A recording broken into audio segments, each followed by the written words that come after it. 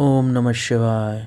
शिव महापुराण रुद्र संहिता पार्वती खंड अध्याय 18 और 19।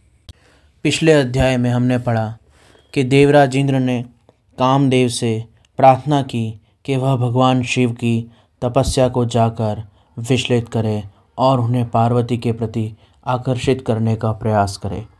आगे की कथा सुनाते हुए ब्रह्मा जी कहते हैं, मुने, काम अपने साथी वसंत आदि को लेकर वहां पहुंचा। उसने भगवान शिवजी पर अपने बाण चलाए। तब शंकर जी के मन में पार्वती के प्रति आकर्षण होने लगा और उनका धैर्य छूटने लगा।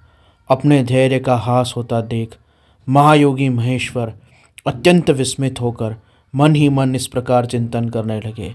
भगवान शिव बोले, मैं तो उत्तम तपस्या कर रहा था, उसमें विघ्न कैसे आ गए? किस कुकर्मी ने आकर यहाँ पर मेरे चित्त में विकार पैदा कर दिया? इस तरह विचार करके सत्पुरुषों के आश्रयदाता महायोगी परमेश्वर शिव शंकायुक्त हो संपूर्ण दिशाओं की ओर देखने लगे। इसी समय वाम भाग में बाण खींचने खड़े हुए कामदेव पर उनकी दृष्टि पड़ी। वह मूढ़ चित्त मदन अपनी शक्ति के घमंड में आकर पुनः अपना बाण छोड़ना ही चाहता था। नारद, इस अवस्था में काम पर दृष्टि पड़ते ही परमात्मा गिरीश को तत्काल रोष आया। मुने, उधर आकाश में बाण सहित धनुष लिए खड़े हुए काम ने भगवान शंकर पर अपना अमोघ अस्त्र छोड़ दिया, जिसका निवारण करना बहुत कठिन था। परंतु परमात्मा शिव पर वह अमोघ अस्त्र भी व्यर्थ हो गया।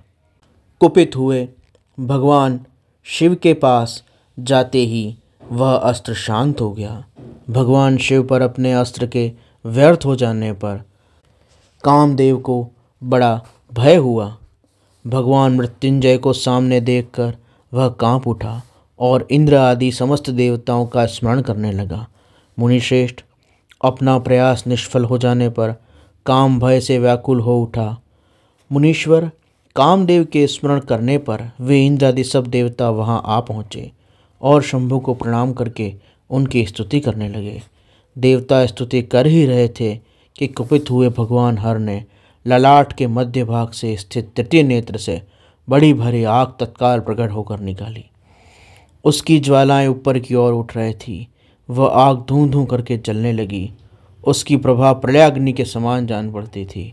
वह आग तुरंत ही आकाश में उछली और पृथ्वी पर गिर पड़ी।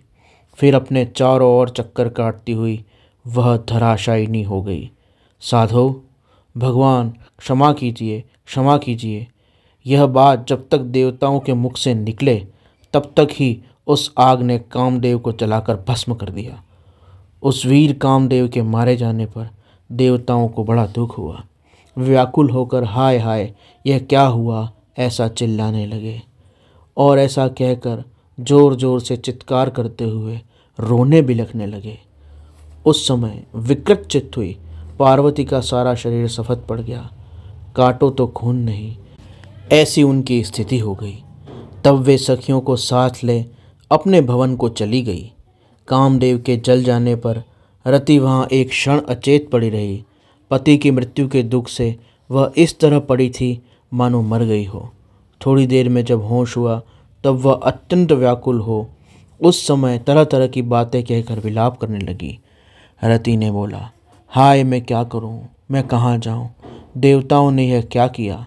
मेरे उदंड स्वामी को बुलाकर नष्ट करा दिया। हाय हाय हाय, हे नाथ, हे स्मर स्वामिन प्राण प्रिय, हाँ मुझे सुख देने वाले प्रियतम प्राणनाथ, यह क्या हो गया? ब्रह्मा जी कहते हैं, नारद, इस प्रकार रोती बिलखती अनेक प्रकार की बातें कहती हुई रति हाथ पैर पटकने और अपने सिर के बालों को नोचने लगी। उस समय उसका विलाप सुनकर वहाँ रहने वाले समस्त वनवासी जीव तथा वृक्ष आदि स्थावर प्राणी भी दुखी हो गए। इस बीच में इंद्र आदि संपूर्ण देवता महादेव जी का स्मरण करते हुए रति को आश्वासन देकर इस प्रकार बोले। देवताओं ने कहा, तुम काम के शरीर का थोड़ा सा भस्म लेकर उसे यत्नपूर्वक रखो और भय छोड़ दो। हम सबके स्वामी महादेव जी कामदेव को पुनः जीवित कर देंगे। तुम फिर अपने प्रियतम को प्राप्त कर लोगी। कोई किसी को न तो सुख देने वाला है और न ही दुख देने वाला है। सब लोग अपनी अपनी करनी का फल भोगते हैं।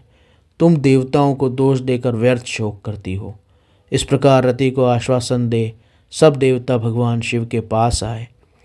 उन्हें भक्ति भाव से प्रसन्न करके यूँ बोले। देवताओं ने कहा, भगवान शरणागत वत्सल महेश्वर, आप कृपा करके हमारे इस शुभ वचन को सुनिए। शंकर, आप कामदेव की करतूत पर भली भांति प्रसन्नतापूर्वक विचार कीजिए।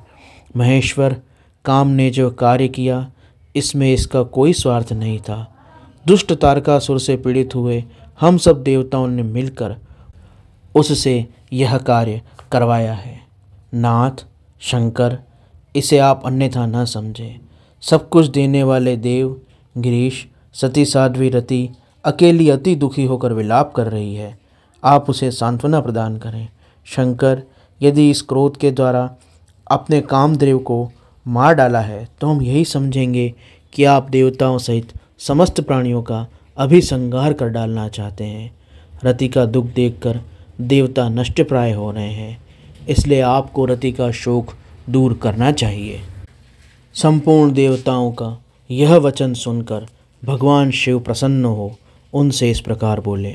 शिव ने कहा, देवताओं और ऋषियों, तुम सब आदरपूर्वक मेरी बात सुनो। मेरे क्रोध से जो कुछ हो गया है वह तो अन्यथा नहीं हो सकता, तथापि रति का शक्तिशाली पति कामदेव तभी तक अनंग शरीर रहित रहेगा जब तक रुक्मिणी के पति भगवान श्री कृष्ण का धरती पर अवतार नहीं हो जाता। जब श्री कृष्ण द्वारिका में रहकर पुत्रों को उत्पन्न करेंगे तब वे रुक्मिणी के द्वारा कामदेव को भी जन्म देंगे। उस समय काम का ही नाम प्रद्युम्न होगा, इसमें संशय नहीं। उस पुत्र के जन्म लेते ही शंबरासुर उसे हर लेगा। हरण के पश्चात दानव शिरोमणि शंबर उस शिशु को समुद्र में डाल देगा। फिर वह मूढ़ उसे मरा हुआ समझकर अपने नगर में लौट जाएगा। रते, उस समय तक तुम्हें शंबरासुर के नगर में सुखपूर्वक निवास करना चाहिए। वहीं तुम्हें अपने पति प्रद्युम्न की प्राप्ति होगी। वहाँ तुमसे मिलकर काम युद्ध में शंबरासुर का वध करेगा, सुखी होगा। देवताओं, प्रद्युम्न नामधारी काम अपनी कामिनी रति तथा शंबरासुर के धन को लेकर उसके साथ पुनः नगर में जाएगा। यह मेरा कथन सर्वथा सत्य होगा। ब्रह्मा जी कहते हैं, नारद, भगवान शिव की यह बात सुनकर देवताओं के चित्त में कुछ उल्लास हुआ और वे उन्हें प्रणाम करके दोनों हाथ जोड़कर विनीत भाव से बोले। देवताओं ने कहा, देव देव महादेव करुणा सागर प्रभु, आप कामदेव को शीघ्र ही जीवन दान दें तथा रति के प्राणों की रक्षा करें। देवताओं की यह बात सुनकर सबके स्वामी करुणा सागर परमेश्वर शिव पुनः प्रसन्न होकर बोले। देवताओं, मैं बहुत प्रसन्न हूँ। मैं काम को सबके हृदय में जीवित कर दूंगा। वह सदा मेरा गण होकर विहार करेगा। अब अपने स्थान को जाओ, मैं तुम्हारे दुख का सर्वथा नाश करूँगा। ऐसा कहकर रुद्रदेव उस समय स्तुति करने वाले देवताओं के देखते देखते अंतर्ध्यान हो गए। देवताओं का विस्मय दूर हो गया और वे सब प्रसन्न हो गए। मुने, उसके बाद रुद्र की बात पर विश्वास करके स्थिर रहने वाले देवता रति को उनके कथन सुनाकर आश्वासन देकर अपने स्थान को चले गए। मुनीश्वर, कामदेव की पत्नी रति शिव के बताए हुए शंबर नगर को चली गई तथा रुद्रदेव ने जो समय बताया था उसकी प्रतीक्षा करने लगी। इस प्रकार शिव महापुराण रुद्र संहिता पार्वती खंड में अध्याय 18 और 19 यहाँ संपूर्ण हुआ। शेष अगले अंक में। ओम नमः शिवाय।